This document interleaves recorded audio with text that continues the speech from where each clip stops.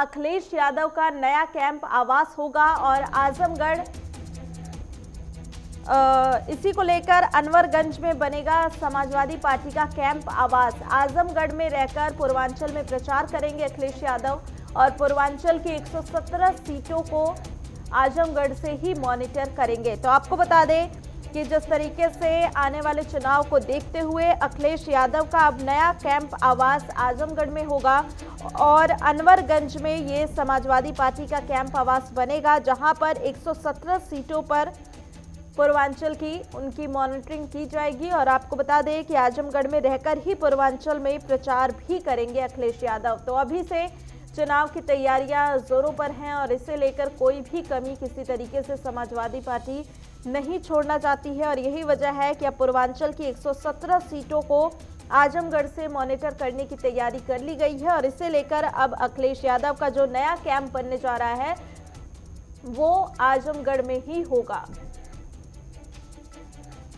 तो आपको बता दें कि अनवरगंज में ये समाजवादी पार्टी का कैंप आवास बनेगा। आजमगढ़ में रहकर ही वो पूर्वांचल की तमाम सीटों पर नजर रखेंगे। करीब पूर्वांचल की 117 सीटों पर आजमगढ़ से ही उनकी तरफ से मॉनिटरिंग की जाएगी।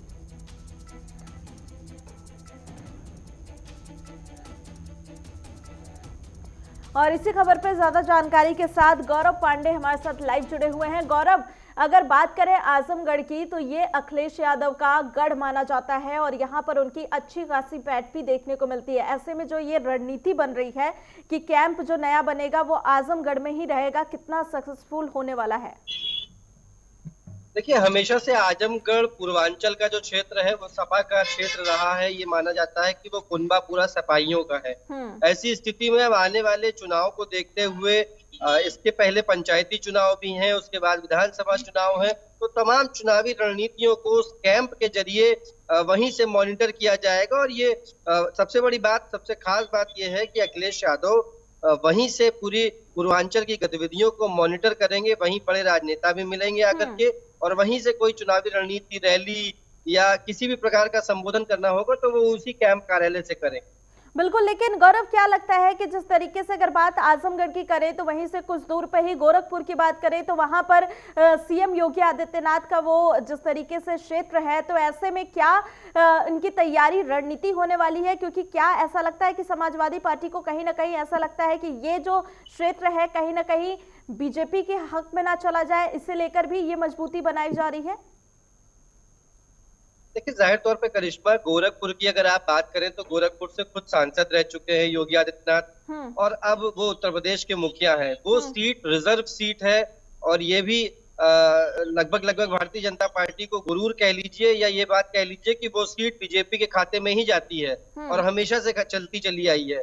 तो गोरखपुर का जो डर है वो समाजवादियों को सता रहा है और वो सीट जीतने के लिए पूरा प्रयास किया जा रहा है कि किस तरीके से उस सीट को जीता जा सके, क्योंकि आने वाला समय विधानसभा चुनाव का है और उसी के ठीक नजदीक आजमगढ़ में अगर इस प्रकार का कार्यालय, कैंप कार्यालय बनाया जाएगा तो चुनावी रणनीतियों को बनाने के लिए वो आसान और सबसे उपलब्ध केंद्र होगा, जहां पूर्वांचल के, मध्य के और उत्तरी क्षेत्र के राजनेता आसानी से पहुंच सकेंगे, लोगों से संवाद कर सकेंगे। तो ये कार्यालय बहुत महत्वपूर्ण भूमिका निभाएगा अपने आप में आने वाले चुनाव में। बिल्कुल गौरव, एक और चीज अगर आजमगढ़ की बात करते हैं तो कहीं ना कहीं ये मुस्लिम बाहुल्य क्षेत्र भी लगता है और यहाँ पर मुस्लिमों का ज्यादा रहन सहन है। ऐसे में क्या लगता है कि जो हमेशा से मुस्लिम वोटर सपा के पक्ष में जाते दिखाई दिए, लेकिन अब यूपी में एंट्री मारने के लिए एआईएमआईएम के प्रमुख भी तैयार हैं, ऐसे में उन वोटरों को कोई और पार्टी छीन के ना ले जाए, इसलिए भी अपनी मजबूती बनाने की कोशिश सपा की तरफ से की जा रही है?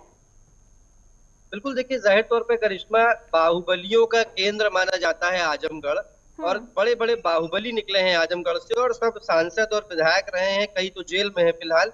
लेकिन जो अवसुद्दीन ओवैसी ने दंगल में कूदे हैं इस दंगल में, और इसका सीधा फायदा भारतीय जनता पार्टी को जाएगा, क्योंकि समाजवादी पार्टी को एक मुख्य समुदाय यानी कि मुस्लिम समुदाय का वोट बैंक माना जाता है।